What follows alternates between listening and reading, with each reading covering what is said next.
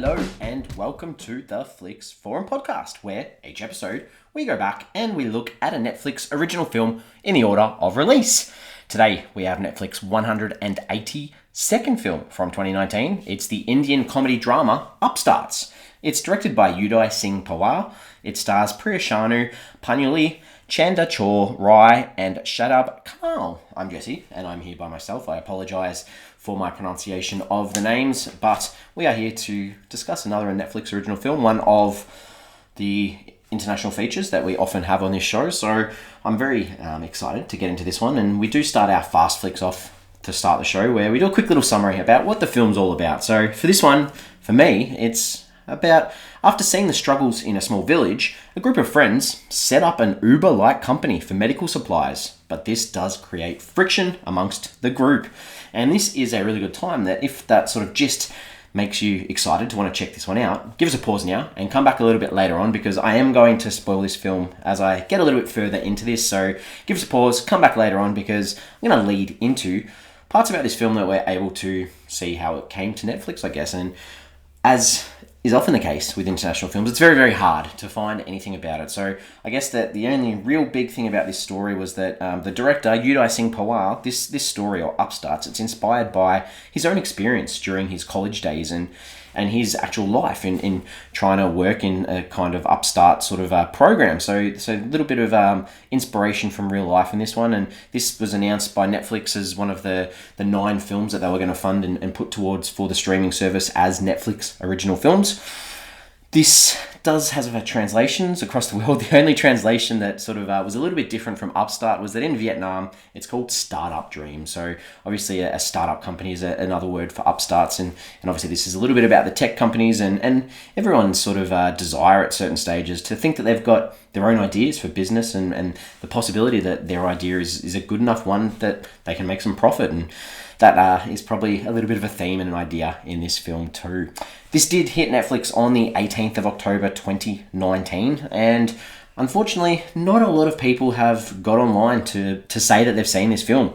If we have a look at Rotten Tomatoes, there's only 3 reviews on there. 2 of them are fresh, one's rotten, so no overall consensus from the critics for that one. The audience, there's less than 50 people that have got on giving it a score, so again, I don't have a percentage from Rotten Tomatoes. IMDb, it sits at a 6.7 out of 10, which is fairly high.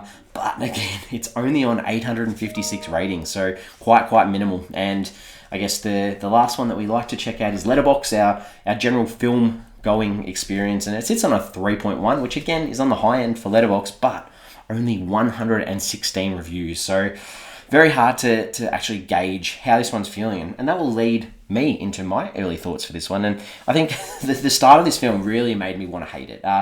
But realistically, I think the performances were decent.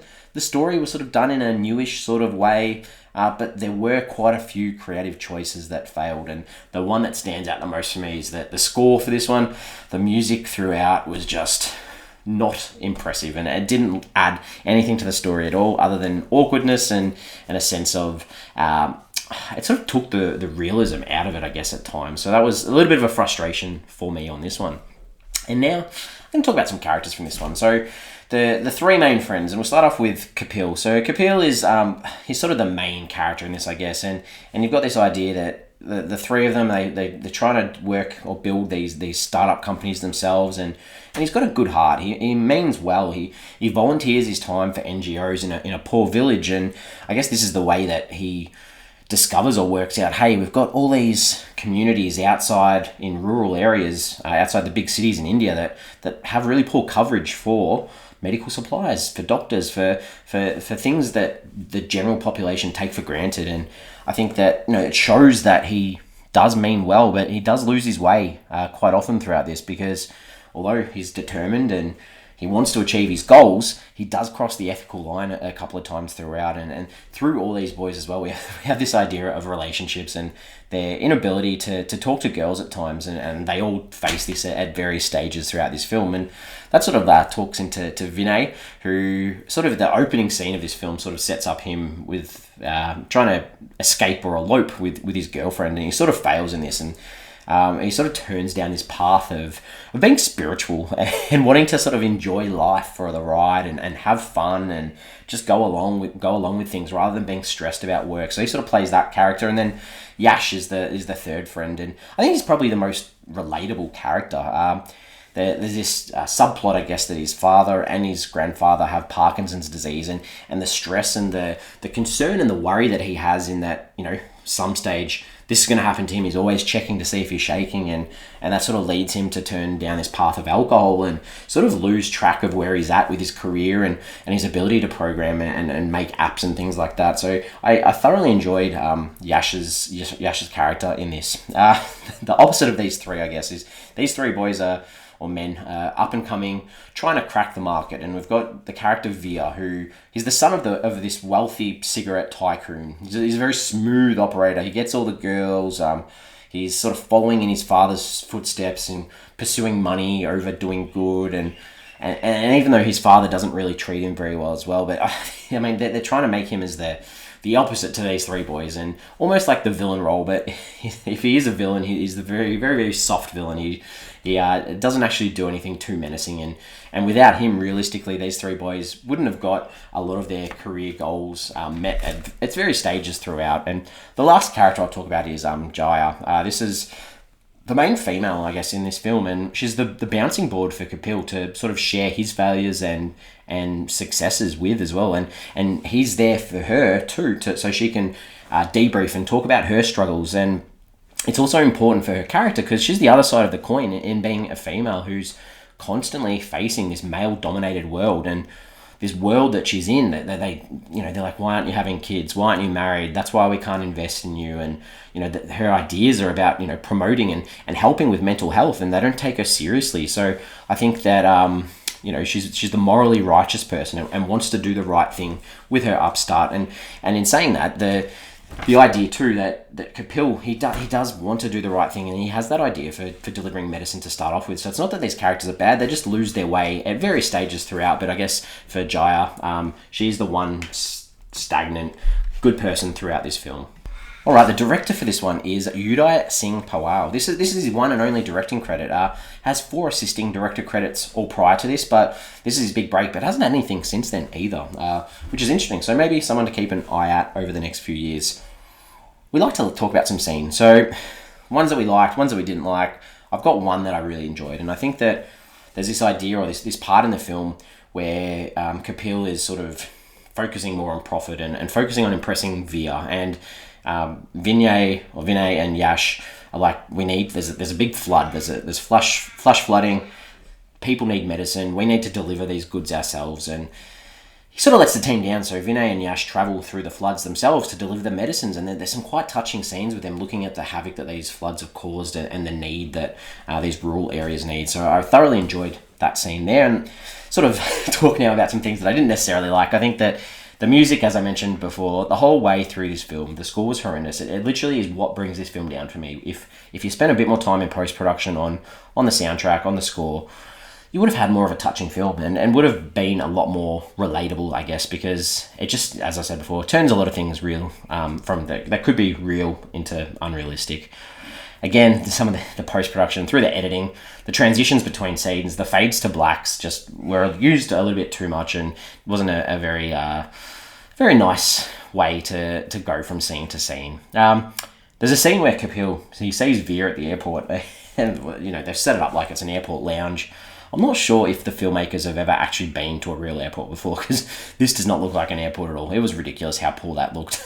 And again, another scene that just wasn't real was Kapil and Veer, they go to this meeting with an Asian investor trying to get some money into their upstart, and she fobs them off, and until Kapil just says, okay, I'm going to tell the story of why I started this. And he tells the story of this dying man in his arms from the start of the film. And then all of a sudden she's interested. It was just really lame and not how the world really works. It just felt unrealistic. There are obviously the upstart programs or these startups, there's lots of failures, and they do this bunch or this almost montage of fake news broadcasts covering all these startups failing. And it was like they used, there's this thing online called Fiverr where you pay someone $5 to put together a news report for you. And it was like they used that for this. That was so poor, the news reports in this one.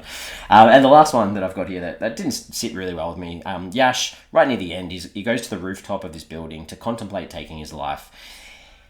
It's very, very dramatic, and it wasn't needed for his character really. And this isn't the first time that we've seen this scene or this conclusion in a Netflix original Indian film. And I'm not sure if it's a cultural thing, but to me, you can do so much better things in showing how down and out characters are than putting them on that that's like the most impactful sort of consequential thing that you can do. And I think there's other ways of showing the downfall of a character or the struggles of a character than having to make it so blatant for the audience.